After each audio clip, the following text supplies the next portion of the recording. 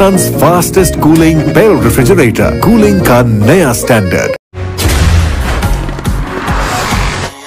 Sahiwal bureau chief Sahiwal Prince Altaf Hussain की report के मुताबिक अंजुमन पटवारी साहिवाल के सदर चौधरी सजाद अहमद गोरैया ने कहा कि हजूर नबी अकरम सल्लल्लाहु अलैहि वसल्लम की ज़िंदगी पूरी नौ इंसानी के लिए मशले राह है। आपकी इस दुनिया में तशरीफ़ आवरी से मखलूक़ खुदा को खालिक़े हकीकी की पहचान नसीब हुई।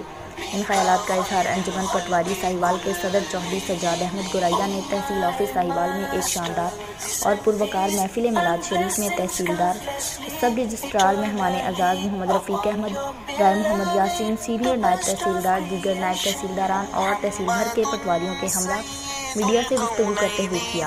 इस मौका पर मिलाद शरीफ का आगाज़ तलावत कुरान पाक से हुआ। साहिवाल भर से आए हुए नाख़्वान ने भी हिस्सा लिया। उलमा सैयद अफजल शाह शिराजी ने ज़बरदस्त खिताब करते हुए कहा कि रबीउल अव्वल के महीना में नबी आखिरुल ज़मां आमना के लाल नबी पाक हज़रत मोहम्मद सल्लल्लाहु अलैहि वसल्लम दुनिया में तशरीफ़ आवरी हुई। हज़रत आमना के बकौल आपकी विलादत के वक्त एक ऐसा नूर निकला जिससे मशरिक़ से मगरिब तक सारी कायनात रोशन हो गई।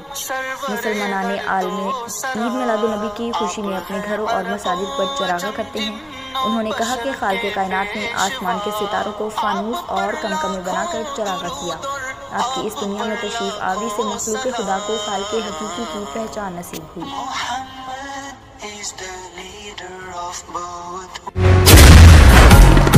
मेरे मौला मौला अल्लाह अल्लाह, मेरे मौला मौला अल्लाह, तू है रहमत वाला, नाम है तेरा बरकत वाला।